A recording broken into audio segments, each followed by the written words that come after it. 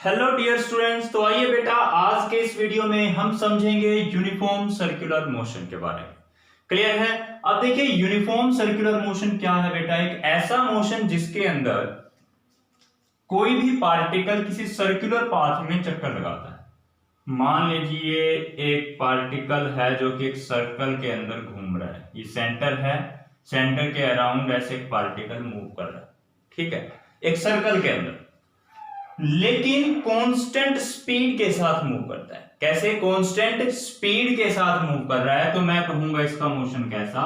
Uniform circular motion. लेकिन यहां पर एक प्रॉब्लम है, वो क्या है? ये यूनिफॉर्म सर्कुलर मोशन में वेलोसिटी यूनिफॉर्म नहीं होती, यानी यहां पर हमेशा एक्सेलरेशन प्रेजेंट होती है, तो हम कहेंगे it is always accelerated motion.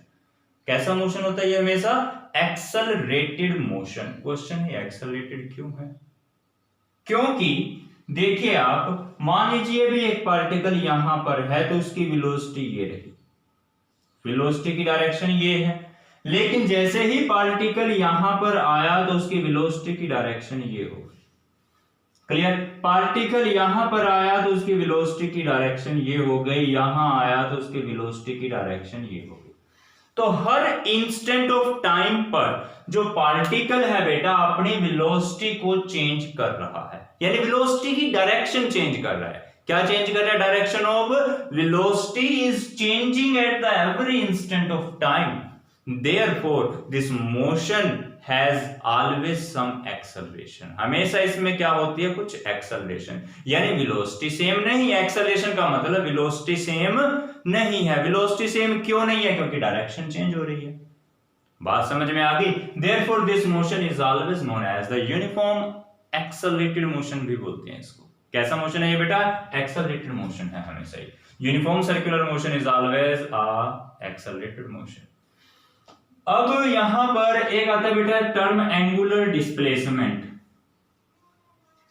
Definition लिखने की जरूरत नहीं है, जस्ट फील कीजिए, उसको समझने की कोशिश कीजिए। क्लियर है? डेफिनेशन हमारे लिए यहां इतनी इंपॉर्टेंट ऐसी है नहीं कुछ, तो केवल आपने समझना है और फॉर्मूला नोट कर लेना बस। एंगुलर डिस्प्लेसमेंट आइडिया होना चाहिए माइंड में बस। अब ये एंगुलर डिस्प्लेसमेंट क्या है? मान लीजिए देखिए सर्कुलर मोशन है, एक पार्टिकल है किसी टाइम पर, यहां पर था पॉइंट पी पर। क्लियर है? यहां पॉइंट पी, तो वो चलता गया और वो पहुंच गया पॉइंट के ऊपर। उसने एक्चुअली में कितना डिस्टेंस ट्रेवल किया? पी से क्यू तक के पाथ की लेंथ माप लो, यानी कि डेल्टा एस डिस्टेंस उसने ट्रेवल किया। क्लियर है? लेकिन हम सर्कल के केस में इस डिस्टेंस की बजाय हम इस डिस्टेंस को मापते हैं। ये देखिए यहां से पार्टिकल यहां आ गया तो ये लाइन ड्रॉ करी, तो कितना एंगल कवर किया इसने? थीटा। तो theta is known as the angular displacement. Theta को ही क्या बोलेंगे बेटा? Angular displacement. क्लियर है? That is the angular displacement। मैं शॉर्ट में लिख रहा हूं, आप पूरा लिख लेना इसको। तो थीटा यहां पर क्या है? एंगुलर, मतलब एंगल की टर्म में कितना डिस्प्लेसमेंट हुआ। एंगल पहले 0 था यहां पर, तो अब ऐसे एंगल चेंज हो गया, तो एंगुलर डिस्प्लेसमेंट बोल दी। Displacement in terms of the angle, that is known as the angular displacement. Clear? अब बात करते हैं हम एंगुलर वेलोसिटी।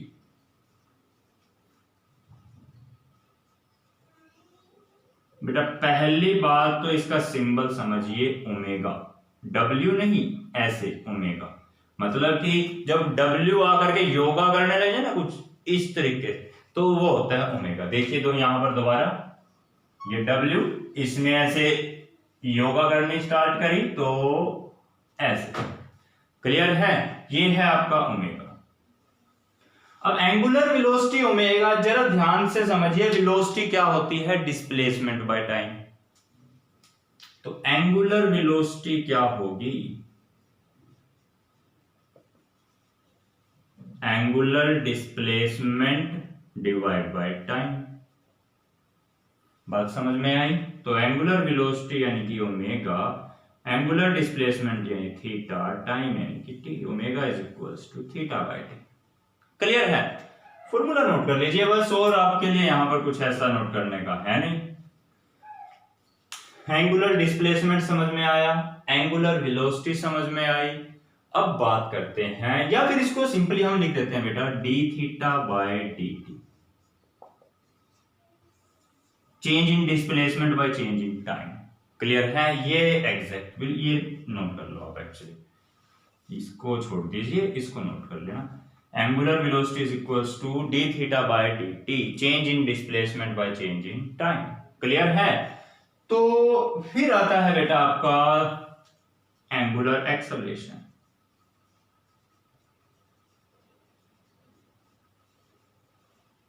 हम इनके ज्यादा डेरिवेशन या कुछ उसमें नहीं जाएंगे, मेन मकसद हमारा यहाँ पर क्या है, हमें पता होना चाहिए ये टर्म है क्या।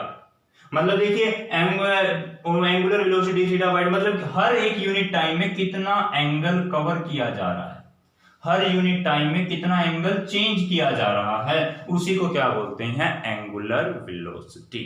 हर यूनिट टाइम में हमने कितना एंगल कवर किया, डिस्प्लेसमेंट नहीं, कितना एंगुलर डिस्प्लेसमेंट या एंगल, सिंपली बात करें तो। अब बेटा देखिए एंगुलर एक्सेलरेशन को समझिए, सिंबल है इसका अल्फा, एंगुलर एक्सेलरेशन का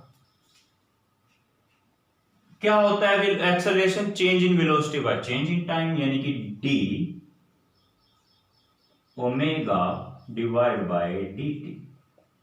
तो d बाय डी टी तो एज इट इज, अब ओमेगा की जगह क्या रखें, d theta by D t. Clear है? तो इसको लिख सकते हैं हम d square theta by D t का square. So this is our expression for the angular acceleration. Clear है बेटा? तो आप इसको नोट डाउन कर सकते हैं।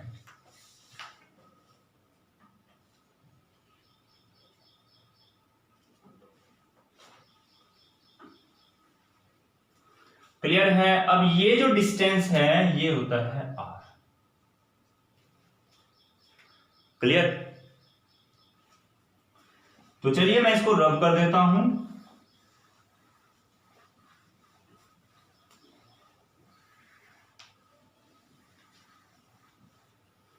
अच्छा अब देखिए बेटा, एक होती है मेरे पास सिंपल लीनियर वेलोसिटी, v क्या है, लीनियर वेलोसिटी सिंपली,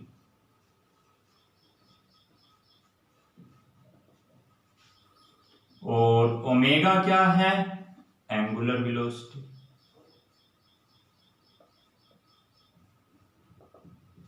आर आपको पता है ये रेडियस ऑफ द सर्कल। तो यहां पर जो v है it is always equals to R omega,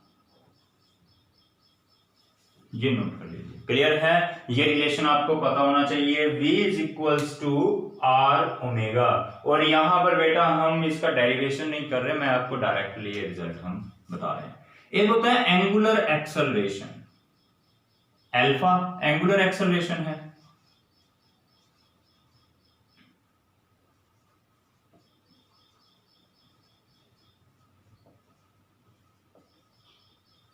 और ए क्या है, लीनियर एक्सेलरेशन, मतलब सिंपल एक्सेलरेशन जिसे आप बोलते हैं। तो a is equals to r alpha.